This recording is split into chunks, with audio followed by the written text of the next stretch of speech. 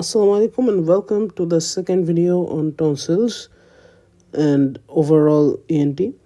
তো আমরা previously টনসিলের inflammation বা টনসিলাইটিস নিয়ে আলোচনা করছিলাম এবং আমরা at this point complications of tonsillitis নিয়ে আলোচনা করব অ্যান্ড বাই এক্সটেনশন টনসিলেক্টমি নিয়ে আলোচনা করব। তো লেটস স্টার্ট। কমপ্লিকেশনস অফ টনসিলাইটিসের মধ্যে যদি আমরা অ্যাকিউট টনসিলাইটিস সম্পর্কে জিজ্ঞেস করা হয়, তার মোস্ট কমন কমপ্লিকেশন হচ্ছে ক্রনিক টনসিলাইটিস। ক্রনিক টনসিলাইটিস নিয়ে আমরা প্রিভিয়াস ভিডিওতে যথেষ্ট আলোচনা করেছি and I have nothing more to add. Second যে কমপ্লিকেশনটা সেটার নাম হচ্ছে কুইন্সি। কুইন্সির ভালো নাম হচ্ছে পেরিটনসিলার অ্যাবসেস। সব আইটিস থেকেই একটা পর্যায়ে অ্যাবসেস ডেভেলপ করে যদি ট্রিটমেন্ট না হয়। Quincy is the same. এই ক্ষেত্রে আমাদের সাইন্স অ্যান্ড সিমটমস খুবই সিমিলার টু অ্যাকিউট টনসিলাইটিস। আমরা যদি রিক্যাপ করি, ফার্স্টলি হচ্ছে আমাদের হাই গ্রেড ফিভার থাকবে, সোর থ্রোট থাকবে, ট্রিসমাস থাকবে। এখানে একটা ইন্টারেস্টিং ফিচার হচ্ছে এক্ষেত্রে হট পোটেটো ভয়েস থাকবে, মানে মুখে গরম কিছু নিয়ে কথা বলতেছে, এরকম একটা ভারী একটা হেভি বা থিক একটা স্পিচ। তারপরে হচ্ছে ওডাইনোফেজিয়া ছিল, ওডাইনোফেজিয়া থাকবে। এই জিনিসগুলোই মোটামুটি আমরা সাইন্স অ্যান্ড সিমটমে পাবো। আচ্ছা, ইম্পর্ট্যান্ট, ফেটোরিসও এই ক্ষেত্রেও থাকবে। তো এই হচ্ছে আমাদের ফিচার্স। অন এক্সামিনেশন আমরা এক্ষেত্রেও হচ্ছে পাইতে পারি, রেড অ্যান্ড সোলেন টনসিল। এবং এই ক্ষেত্রে হচ্ছে যেহেতু অ্যাবসেস ডেভেলপ করছে, আমাদের এই সোয়েলিংয়ের ডিগ্রিটা অনেক বেশি হয়ে যাবে, শুধু টনসিল ইনভলভ থাকবে না। এই ক্ষেত্রে হচ্ছে সফট প্যালেট, তারপরে হচ্ছে টনসিলার পিলার্স, এগুলিও হচ্ছে রেড অ্যান্ড সোলেন থাকবে। তাছাড়া এক্ষেত্রে হচ্ছে ইউভিউলাটা pushed to the opposite side থাকবে, অপোজিট সাইড, এত বেশি আর কি ইনফ্লামেশন। সাথে আমাদের লিম্ফ নোডটা এনলার্জ থাকবে এবং টেন্ডার থাকবে লাইক অ্যাকিউট। এবং এক্ষেত্রে পেশেন্টের একটা অবস্থা থাকবে যে সে হচ্ছে তার হেডটা টিল্ট করে থাকবে টু দি এফেক্টেড সাইড। কারণ হচ্ছে অপোজিট সাইডে যদি কেউ টিল্ট করে, সেক্ষেত্রে হচ্ছে মাসেলগুলো স্ট্রেসড হবে। স্ট্রেসড হওয়ার কারণে হচ্ছে এখানে প্রেশার বাড়বে, প্রেশার বাড়ার কারণে পেইন ডেভেলপ করতে পারে। সো এফেক্টেড সাইডে নেকটা টিল্টেড থাকবে, নেক টিল্টেড টু ডিজিজড সাইড। তো এই হচ্ছে আমাদের clinical features. Lab diagnosis more or less the same. এই ক্ষেত্রে হচ্ছে অ্যাসপাইরেশন অফ পাস, সেটার কালচার সেন্সিটিভিটি। আর আমরা হচ্ছে রেডিওলজিক্যাল এক্সামিনেশন, সিটি স্ক্যান বা এমআরআই, এটা করে হচ্ছে এক্সটেনশন অফ দ্য অ্যাবসেস দেখতে পারবো, এক্সটেনশন। তো এই মোটামুটি আমাদের ডায়াগনোসিস। ট্রিটমেন্ট হচ্ছে আমাদের ভাইভা জিজ্ঞেস করা হয়, এজন্যই এত কথা বলা। আসলে ট্রিটমেন্টটা ভেরি ইম্পর্ট্যান্ট। ট্রিটমেন্ট আমাদের জেনারেল পার্ট আছে, সার্জিক্যাল পার্ট আছে। জেনারেল হচ্ছে সিমিলার টু অ্যাকিউট টনসিলাইটিস। এক্ষেত্রে আমাদের ওরাল হাইজিন মেনটেন করতে হবে। আর অনেক সিভিয়ার অবস্থা, এজন্য হচ্ছে আমাদের নিউট্রিশন হিসেবে আইভি ফ্লুইডস নিতে হবে, আর তো অ্যানালজেসিক অ্যান্টিবায়োটিক্স অ্যাজ নিডেড। আর যখন হচ্ছে এটা কন্ট্রোলড হবে, সার্জারি হিসেবে হচ্ছে number 1 incision and drainage without anaesthesia. আর যখন 4 থেকে 6 উইক পার হয়ে যাবে ইনসিশনের ড্রেনেজের পর, স্টেবল পজিশনে আসবে, তখন হচ্ছে টনসিলেক্টমি, ইন্টারভেনশনাল টনসিলেক্টমি যেটা বলে, এটাকে কনসিডার করা যেতে পারে। আর ইন রেয়ার কেসেস আমরা হচ্ছে হট টনসিলেক্টমি করে থাকতে পারি। হট বলার কারণ হচ্ছে তখন হচ্ছে আমাদের ডিজিজটা অ্যাক্টিভ, তো অ্যাক্টিভ অবস্থায় করলে অনেক রিস্কস থাকে, তো ইউজুয়ালি এটা করা হয় না। আমরা ইউজুয়ালি ইন্টারভেনশনাল টনসিলেক্টমিটাই ট্রিটমেন্টের চয়েস হিসাবে ধরে নেই। তো মোরলেস এই হচ্ছে আমাদের কুইন্সি নিয়ে আলোচনা। এরপরে আমরা ফার্দার আলোচনা যাচ্ছি। Let me clear this up. এরপরে হচ্ছে আমাদের আছে রেট্রোফেরেঞ্জিয়াল অ্যাবসেস, প্যারাফেরেঞ্জিয়াল অ্যাবসেস। তো আমাদের একটা কার্ড কোয়েশ্চেন আছে, রেট্রোফেরেঞ্জিয়াল অ্যাবসেসের অ্যাকিউট অ্যান্ড ক্রনিক ভ্যারাইটির মধ্যে ডিফারেন্সটা কি। সো আমরা যদি পজিটিভ এজেন্টগুলো জানি কোনটা কী থেকে হয়, দেন আমাদের জন্য ব্যাপারটা ইজি হয়ে যাবে। অ্যাকিউটটা হয় হচ্ছে স্ট্রেপ এবং স্ট্যাফ দিয়ে, আর যেটা হচ্ছে ক্রনিক সেটা ইউজুয়ালি এমটিবি দিয়ে হয়। সো পজিটিভ এজেন্ট আমরা জেনে গেলাম। এবার আমরা হচ্ছে বেসিক হিস্ট্রি অ্যান্ড ক্লিনিক্যাল ফিচার্সগুলি নিয়ে যদি বলি, অ্যাকিউটটা হয় হচ্ছে ইয়াঙ্গার চিলড্রেনদের রিলেটিভলি, এবং এটার অনসেট হচ্ছে অ্যাকিউট। আর এমটিবি হচ্ছে এল্ডারদের হয় স্বাভাবিকভাবেই। সো ক্রনিক রেট্রোফেরেঞ্জিয়াল অ্যাবসেসও এল্ডারলিদের হবে, এল্ডার চিলড্রেন আর এল্ডার চিলড্রেন আর হচ্ছে ইয়াং অ্যাডাল্টস। আর হিস্ট্রিতে এইটাই মোটামুটি ক্লিনিক্যাল ফিচার্সে অ্যাকিউটে হাই গ্রেড ফিভার থাকবে, অ্যাকিউট ইনফ্লামেশনের মতো হাই ফিভার, দেন হচ্ছে ওডাইনোফেজিয়া, সোর থ্রোট, এগুলি হচ্ছে এক্ষেত্রে মোর প্রমিনেন্ট থাকবে, এবং রেসপিরেটরি সাইন্স অ্যান্ড সিমটমস থাকবে লাইক ডিজনিয়া থাকবে এক্ষেত্রে, দেন হচ্ছে স্ট্রাইডর, দেন হচ্ছে ক্রুপ, এগুলো থাকবে। বাট এই জিনিসগুলি হচ্ছে ক্রনিকে থাকবে না।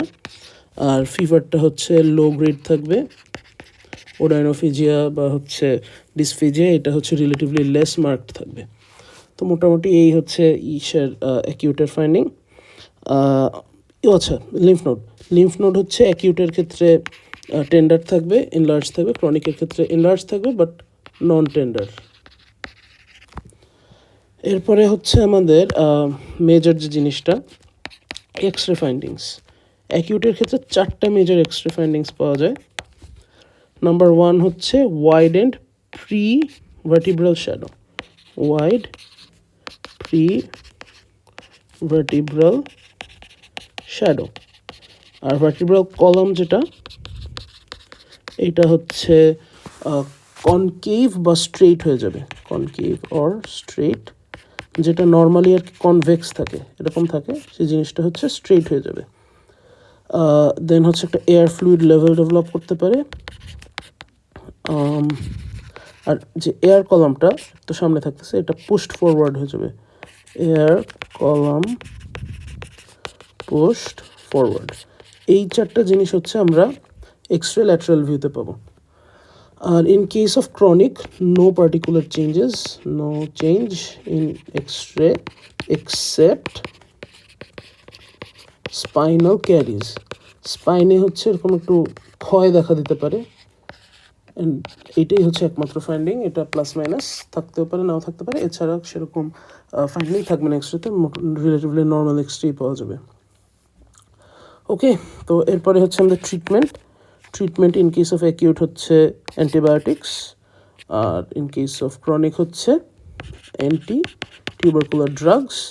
দুইটার ক্ষেত্রে সার্জারি করা হতে পারে। সার্জারি হচ্ছে more important in case of acute, এক্ষেত্রে হচ্ছে ইনসিশন অ্যান্ড ড্রেনেজ করা হয় ওরাল ক্যাভিটি থেকে, আর ইন কেস অফ এটা পোস্টেরিয়র ট্রায়াঙ্গল থেকে ড্রেন করা হয়, বাট মেইনস্টে হচ্ছে অ্যান্টি টিউবারকুলার ড্রাগস। তো এই মোটামুটি আমাদের রেট্রোফেরেঞ্জিয়াল অ্যাবসেস নিয়ে কথাবার্তা। আরও কিছু কমপ্লিকেশনস থাকতে পারে, যার মধ্যে হচ্ছে অ্যাকিউট সুপারেটিভ ওটাইটিস মিডিয়া, দেন হচ্ছে এনলার্জড টনসিলের জন্য হতে পারে এয়ারওয়ে অবস্ট্রাকশন। এগুলি সব হচ্ছে লোকাল ফিচার্স, মানে লোকাল কমপ্লিকেশনস। আর সিস্টেমিক কমপ্লিকেশনসের মধ্যে আমরা যদি চিন্তা করি, নাম্বার 1 সেপসিস, সেপ্টিসেমিয়া ডেভেলপ করতে পারে,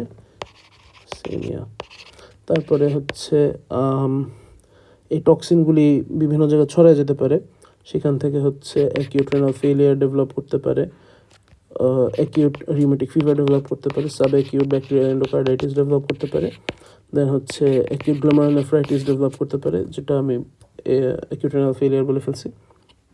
তারপরে হচ্ছে ব্রেইনে যেতে পারে, মেনিনজাইটিস হতে পারে, মেনিনগোএনকেফালাইটিস হতে পারে, এভাবে সিস্টেমেটিক স্প্রেডও হতে পারে। সো আমাদের এই হচ্ছে মোটামুটি কমপ্লিকেশনস অফ টনসিলাইটিস। এরপরে আমরা ফাইনালি আসি টনসিলেক্টমিতে। টনসিলেক্টমি নিয়ে আমাদের অনেক কিছু জানার আছে। এটা বেসিক্যালি টনসিলটা কেটে ফেলা। অনেক টাইপের সিস্টেম আছে টনসিলেক্টমি করার। মেজর যদি দুইটা ভাগ বলে, একটা হচ্ছে কোল্ড টনসিলেক্টমি, একটা হচ্ছে হট টনসিলেক্টমি।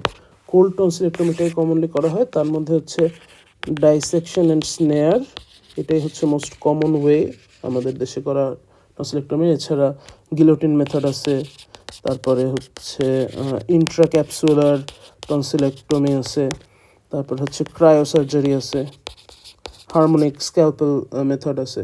হটের মধ্যে আবার হচ্ছে লেজার ইউজ করার সিস্টেম আছে, ইলেকট্রোকটারি আছে, কোঅ্যাবলেশন আছে। এগুলি হচ্ছে টনসিলেক্টমির বিভিন্ন মেথডস। এরপর আসি আমাদের ভেরি ইম্পর্টেন্ট রিটেন ভাইভা সব কিছুর জন্য, সেটা হচ্ছে ইন্ডিকেশনস অফ টনসিলেক্টমি। তো এর মধ্যে অ্যাবসোলিউট ইন্ডিকেশনস অথবা যেটা হচ্ছে টনসিলার ইন্ডিকেশনস আমি যদি বলি, তার মধ্যে number 1 chronic tonsillectomy, chronic tonsillitis particularly যদি কোনো হিউজ টনসিল থাকে যেটা অবস্ট্রাকশন করতেছে, হিউজ টনসিল কজিং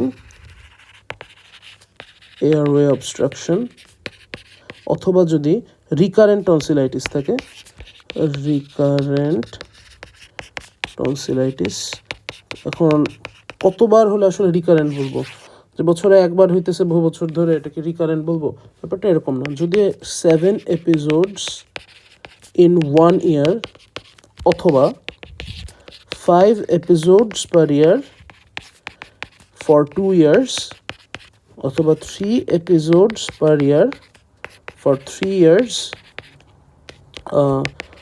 অথবা more than 2 weeks of lost school or work in 1 year, এই 4টা ক্রাইটেরিয়ার যদি যে কোনো একটা ফিল আপ করে দেন হচ্ছে আমরা এটাকে রিকারেন্ট টনসিলাইটিস বলবো, এবং সেই ক্ষেত্রে হচ্ছে আমরা টনসিলেক্টমির একটা অ্যাবসোলিউট ইন্ডিকেশন।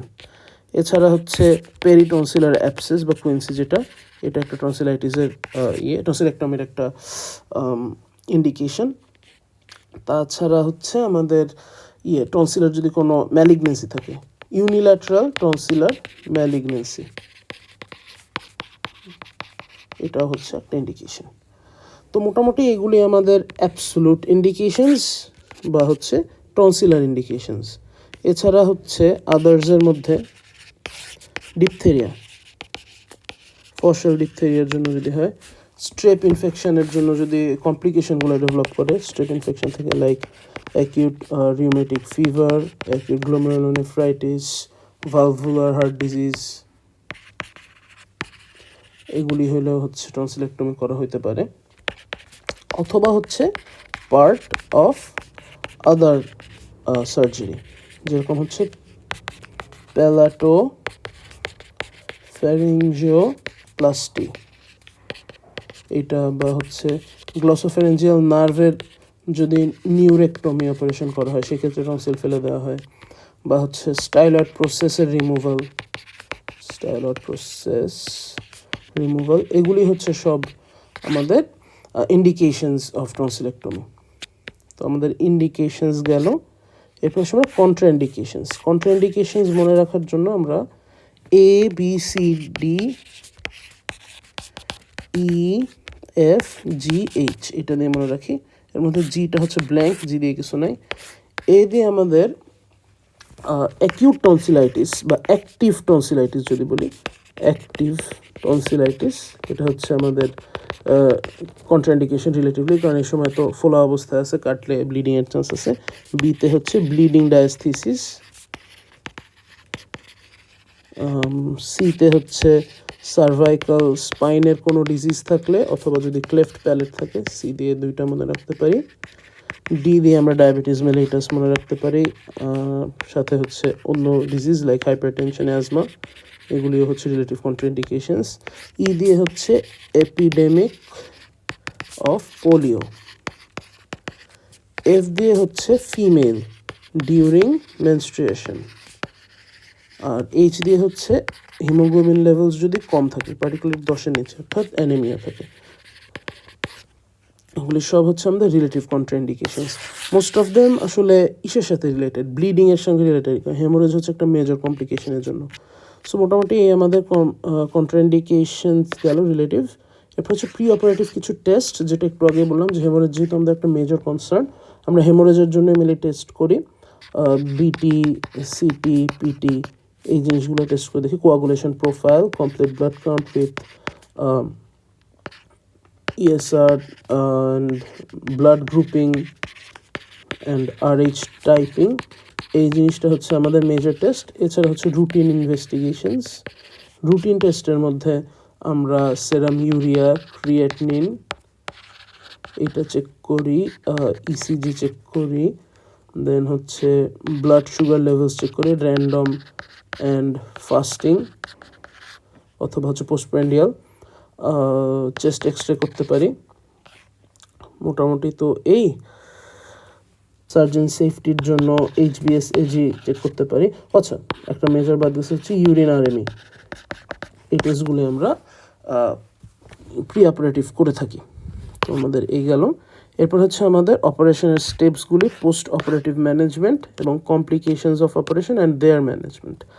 তো আমাদের স্টেপস অফ অপারেশন, আমি হচ্ছে ডিসেকশন স্নেয়ার টেকনিকের কথা যদি বলি, ফার্স্টলি পেশেন্টকে রোজ পজিশনে নিতে হয়। রোজ পজিশন হচ্ছে হেড এক্সটেন্ডেড আর পিলো আন্ডার দ্য শোল্ডার, শোল্ডারের নিচে পিলো দেওয়া এবং হচ্ছে পেশেন্টের হেড এক্সটেন্ডেড রাখতেছি। তো আর সার্জন থাকবে হচ্ছে হেড এন্ড অফ পেশেন্টে এবং এই অবস্থায় তার অপারেশনটা করবে। তো আমাদের হচ্ছে অ্যাসেপটিক প্রিকশনস নিতে হবে এবং counselling and consent of patient নিতে হবে, এগুলো তো মাস্ট। তারপর হচ্ছে ড্রেপিং করতে হবে পেশেন্টকে, এগুলো হচ্ছে সব সার্জারি বেলায় যেগুলো করা হয়। নেক্সট হচ্ছে আমাদের একটা মাউথ গ্যাগ ইউজ করতে হবে টু কিপ মাউথ ওপেন। এটা হচ্ছে ডেভিস বয়েল মাউথ গ্যাগ মনে হয়, মাউথ ওপেন রাখতেছি, ডেভিস বয়েল মাউথ গ্যাগ দিয়ে। তারপরে হচ্ছে এই জিনিসটাকে ফিক্স করার জন্য আবার হচ্ছে একটা ফিক্সেটর ইউজ করি আমরা, যেটা হচ্ছে ড্রাফিন বাইপড বলে। তো এরকম আমরা মুখটাকে পেটেন্ট রাখলাম, আমরা এন্ডোট্রাকিয়াল টিউব ইনটিউবেশন করতে পারি, পেশেন্টকে জেনারেল অ্যানেস্থেসিয়া দিতে হবে, GA। এরপর হচ্ছে আমরা মেইন অপারেশন শুরু করতেছি। আমাদের এই তো হচ্ছে টনসিল। তো আমরা যেটা ফার্স্টলি করি, আমরা হচ্ছে ডিসেক্ট করি। আচ্ছা, একটা মেজর জিনিস বলতে ভুলে গেছি, সেটা হচ্ছে আমাদের যেন এইখানে ব্লিডিংটা ভিতরে না যায়, যেন আগে থেকেই আমরা গজ বা হচ্ছে প্যাক দিয়ে রাখি, প্যাকই বলি আমরা, একটা প্যাক দিয়ে রাখি। সো আমরা প্যাকিং দিয়ে রাখি। আচ্ছা, এবার যেটা বলতেছিলাম ডিসেকশন, আমরা ডিসেকশনটা করি হচ্ছে আপার টু লোয়ার পোল এবং এটা করি হচ্ছে on the capsule, incision the capsule, কারণ ক্যাপসুলটা হচ্ছে লেস ভাস্কুলার স্ট্রাকচার। তো আমরা হচ্ছে ডিসেকশন করলাম, ডিসেকশন করে টনসিলার স্নেয়ার দিয়ে এই টনসিলটাকে ক্রাশ করে রাখবো just to prevent the bleeding. Then হচ্ছে যত ব্লিডিং পয়েন্টস আছে, ব্লিডিং পয়েন্টগুলোকে আমরা লাইগেট করে দেব, লাইগেট করে দেন হচ্ছে আমরা টনসিলটাকে রিমুভ করব অ্যান্ড আদার সাইডে রিপিট করব ইফ নিডেড। দেন হচ্ছে আমাদের প্যাক রিমুভ করব, রিমুভ প্যাক, দেন হচ্ছে পেশেন্ট মনিটরিংয়ে রাখবো। এই হচ্ছে আমাদের steps of operation dissection and snare মেথডে। এই ক্ষেত্রে পোস্ট অপারেটিভ ম্যানেজমেন্ট হিসাবে আমরা যেটা বলে ফেলছি একটু আগে, যে মনিটরিং, এটা আসলে পোস্ট অপ ম্যানেজমেন্টের পার্ট, মনিটরিং অফ পেশেন্ট। আর বলা হয় একটা জিনিস যে পেশেন্টকে টনসিলার পজিশনে রাখতে হয়, বাট এটা আসলে কতটা প্র্যাকটিক্যাল আমি শিওর না, যে পেশেন্টের হচ্ছে এক সাইডে কাত হয়ে শুতে হবে, ল্যাটারালি প্লেসড, চিন should touch the bed, lower leg হচ্ছে স্ট্রেট থাকবে আর উপরের যে লেগটা থাকবে সেটা আবার ফ্লেক্স থাকবে। এটা কতক্ষণ একটা মানুষ থাকতে পারে আমি জানি না, বাট এটা বলা হয় যে টনসিলার পজিশনে পোস্ট অপারেটিভ রাখতে হয়। তো যাই হোক, তো আমরা এই অবস্থায় রাখলাম। মনিটর করব হচ্ছে vitals, particularly blood pressure, pulse, respiratory rate, এই জিনিসগুলা। এছাড়া হচ্ছে আমরা মনিটর করব কোনো ব্লিডিং আছে কিনা, নাক থেকে বা মাউথ থেকে কোনো ব্লিডিং বের হচ্ছে কিনা, এটা আর কি অ্যাসেস করতে হবে। দেন হচ্ছে আমরা তার নিউট্রিশনের ব্যাপারে বা তার ডায়েটের ব্যাপারে কিছু স্টেপস নেব। ইনিশিয়ালি হচ্ছে তাকে নাথিং পার ওরাল রাখতে হয়, আইভি ফ্লুইডস দিয়ে চালাতে হয়। গ্র্যাজুয়ালি হচ্ছে তাকে সফট ফুডে স্টার্ট করাতে হবে, দেন হচ্ছে সফট টু আস্তে আস্তে সলিড ফুডের দিকে যেতে হবে। এইভাবে আর কি আমরা ইনিশিয়ালি তাকে করি। আর একটা কথা বলা হয় যে তাকে ইনিশিয়াল স্টেজে সাকিং অফ আইস কিউবস, মানে মুখে বরফ দিতে হয় বা ঠান্ডা কিছু দিয়ে আর কি, যে পেইনটাকে রিলিফ করতে হয়। এখানে তো রিসেন্টলি সার্জারি হয়েছে, সো এই জিনিসটা হচ্ছে something to keep in mind. নিউট্রিশনের পর হচ্ছে ওরাল হাইজিন, এটাও মেনটেন করা ভেরি ইম্পর্ট্যান্ট। নর্মাল স্যালাইন দিয়ে যে গার্গলিং এটা করতে হবে। তারপরে হচ্ছে মাউথ ওয়াশ ইউজ করা, এটাও একটা মেজর ব্যাপার, এটাও করা যেতে পারে। এছাড়া আদার্স সাপোর্টিভ মেজার্সগুলো নিতে হয়, অ্যানালজেসিক্স, অ্যান্টিবায়োটিক্স, এবং বলা হয় যে পেশেন্টের যদি কোনো সমস্যা না থাকে উইদিন 24 আওয়ার্স আফটার ওটি আমরা হচ্ছে ডিসচার্জ করতে পারবো। তো এই হচ্ছে আমাদের পোস্ট অপারেটিভ ম্যানেজমেন্ট। এবার আসি আমরা কী কী কমপ্লিকেশান হতে পারে এবং সেই কমপ্লিকেশানের কয়েকটা ম্যানেজমেন্ট নিয়ে আলোচনা করবো। পার্টিকুলারলি আমাদের হেমোরেজের ম্যানেজমেন্টটাই আমরা দেখি। সো আমাদের কমপ্লিকেশান আর্লি হতে পারে, ডিলেইড হতে পারে। আর্লির মধ্যে একদম ইমিডিয়েট কমপ্লিকেশনের মধ্যে আছে হেমোরেজ, প্রাইমারি হেমোরেজ বা ইনজুরি টু সারাউন্ডিং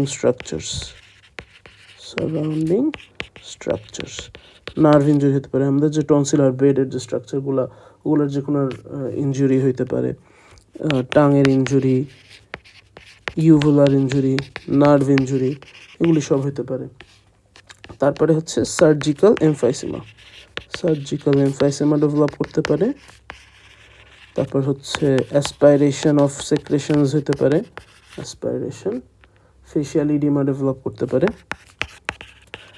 এগুলি সব হচ্ছে আমাদের আর্লি কমপ্লিকেশনস। এরপরে হচ্ছে আমাদের সেকেন্ডারি কমপ্লিকেশনস বা ডিলেড কমপ্লিকেশনসের মধ্যে হচ্ছে সেকেন্ডারি হেমোরেজ ডেভেলপ করতে পারে, দেন হচ্ছে ইনফেকশনস ডেভেলপ করতে পারে, টনসিলার হাইপারট্রফি ডেভেলপ করতে পারে, দেন হচ্ছে অপারেশনের সময় টনসিলের রেমনেন্ট থেকে যেতে পারে, টনসিলার রেমনেন্টস।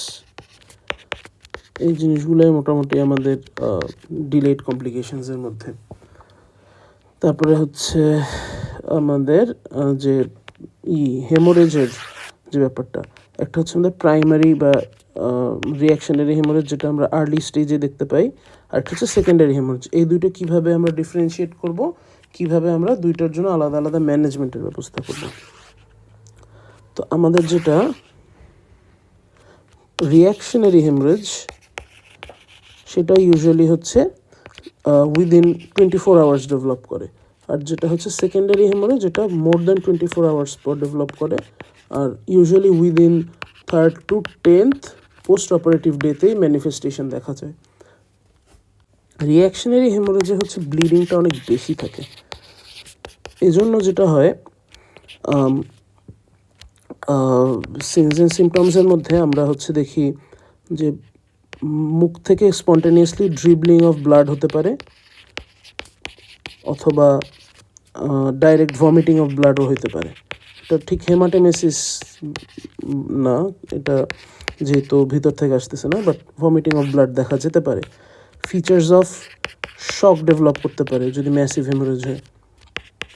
তারপরে ওরাল ক্যাভিটিটা যদি ইন্সপেক্ট করা হয়, দেখা যায় oral cavity is full of clots, অনেকগুলো ক্লট থাকবে। এটা একটা মেজর ইম্পর্টেন্ট ফিচার, এবং যে পেশেন্ট থাকবে তাকে দেখা যাবে সে বারবার ঢোক গিলতেছে, সে হচ্ছে কন্টিনিউয়াস সোয়ালোয়িং দেখা যাবে তার। আর in case of secondary haemorrhage, এখানে ব্লিডিংয়ের টেন্ডেন্সিটা কম, এখানে হচ্ছে স্যালাইভেশন উইথ ব্লাড আর কি, মানে ব্লাড স্টেইনড স্যালাইভা দেখা যাবে, এটাই মেইন ফিচার। এছাড়া হচ্ছে ফেটোরোরিস দেখা যেতে পারে, ওরাল হাইজিনের অবস্থা ভালো না থাকতে পারে, ফিভার ডেভেলপ করতে পারে। এই জিনিসগুলো দেখা দেবে। মেইনলি হচ্ছে যে রিয়াকশনারি হেমোরেজটা, এটা কোনো ক্লট ডিসলজমেন্টের জন্য হয়ে থাকে। আর in case of secondary haemorrhage, এটা ইনফেকশাস কোনো সেকেন্ডারি থেকে হতে পারে। তো রিয়াকশনারি হেমোরেজটা বোঝা যাচ্ছে যেহেতু ব্লিডিংয়ের সঙ্গে অ্যাসোসিয়েটেড, ব্লিডিংটা প্রমিনেন্ট থাকবে। আর সেকেন্ডারি হেমোরেজটা ইনফেকশনের সঙ্গে রিলেটেড, এর জন্য হচ্ছে স্যালাইভেশন উইথ ব্লাড তো থাকবেই, সাথে হচ্ছে ফেটোরোরিস, ফিভার, এই ইনফেকশনের ফিচারগুলো থাকতে পারে। তো এই আমাদের ব্যাপার। এরপরে আমাদের ট্রিটমেন্টটায় আসি। ট্রিটমেন্ট অফ রিয়াকশনারি হেমোরেজ হচ্ছে, যদি শক থাকে ইমিডিয়েট শকের ম্যানেজমেন্ট করতে হবে, আইভি ফ্লুইড বা ব্লাড ট্রান্সফিউশন করে আমরা জিনিসটাকে ম্যানেজ করে নিতে পারি। এরপরে হচ্ছে আমাদের এই যে oral cavity full of clot ছিল, রিয়াকশনারির ক্ষেত্রে দেখছিলাম যে oral cavity full of clot. তো এটার তো একটা ব্যবস্থা করতে হবে। তো এই ক্লটগুলো আবার অ্যাসপাইরেট করে যেন গ্যাঞ্জাম না হয়, এর জন্য আমাদের এয়ারওয়ে ক্লিয়ার করার জন্য ওভারঅল একটা ক্লটটাকে ক্লিয়ার করতে হবে। আর মেজর যে ক্লটটার জন্য হেমোরেজটা হচ্ছে, মেনলি তো ক্লট ডিসলজমেন্টের জন্য হচ্ছে। সো সেই ক্লট ডিসলজ বা মানে ডিসলজ যে ক্লটটা, এইটাকে হচ্ছে আমাদের রিমুভ করতে হবে বাই লং আর্টারি ফরসেপ, যেটাকে হচ্ছে আমরা লুক্স ফরসেপ বলি। এটা কমন ইন্টারভেনশন বোথ আমাদের রিয়াকশনারি এবং সেকেন্ডারি হেমোরেজের ক্ষেত্রে আমাদের ক্লটটাকে রিমুভ করতে হয়, বড় ক্লট রিমুভ করতে হয় হচ্ছে এই লং আর্টারি ফরসেপ দিয়ে। দেন হচ্ছে আমরা ব্লিডিং পয়েন্ট যেগুলি আছে, যদি এই ক্লট রিমুভালের পর দেখি যে এরকম এই ক্লট যেখানে আর কি ছিল, আটকানো ছিল, এটা রিমুভ করার পর যদি দেখি যে উজিং অফ ব্লাড হয়, সেক্ষেত্রে হচ্ছে আমরা এই যে উজিং অফ ব্লাডটা এটাকে স্টপ করানোর জন্য একটা কটন আর কি করতে পারি, এখানে প্রেস করে রাখতে পারি। এটা হচ্ছে পারক্সাইড সোকড গজ বা কটন। এটা হচ্ছে আমরা এখানে অ্যাপ্লাই করে স্টপ করতে পারি। আর যদি দেখি যেরকম ফিনকি দিয়ে ব্লাড উঠতেছে, তখন বুঝবো যে এখানে কোনো একটা আর্টারি কাটা পড়ছে। সো আমরা পেশেন্টকে জিএ দিয়ে আমরা হচ্ছে সেই আর্টারি লাইগেশনের দিকে যাব। এটা হচ্ছে আমাদের রিয়াকশনারি হেমোরেজ বা ইমিডিয়েট হেমোরেজের ক্ষেত্রে ইন্টারভেনশন। আর ক্রনিকের ক্ষেত্রে হচ্ছে শক থাকে না ইউজুয়ালি, সো এটার ব্যাপারে আমাদের কোনো দরকার নেই কিছু করার। আমরা জাস্ট ক্লট রিমুভাল বা হচ্ছে যদি স্লাফ থাকে সেই স্লাফ রিমুভাল করতে হবে, এটাও বাই লুক্স ফরসেপ দিয়ে রিমুভ করার পর আমরা হচ্ছে ওই জায়গায় H2O2 সোকড গজ দিয়ে আটকায় রাখতে পারি এবং হচ্ছে কনজারভেটিভ ট্রিটমেন্টের দিকে যাই। কনজারভেটিভ এই ক্ষেত্রেও আছে, দুই ক্ষেত্রেই conservative treatment same, antibiotic, pyretic, analgesic. এই ক্ষেত্রে হচ্ছে অ্যান্টিপাইরেটিক লাগতেছে না রিয়াকশনের ক্ষেত্রে, কারণ এখানে তো ফিভার নেই, আর এখানে হচ্ছে অ্যান্টিপাইরেটিক লাগতেছে কারণ এখানে ফিভার আছে। তো এই মোটামুটি হচ্ছে আমাদের ম্যানেজমেন্ট। আর this concludes our discussion on tonsil. তো থ্যাংক ইউ, আসসালামু আলাইকুম।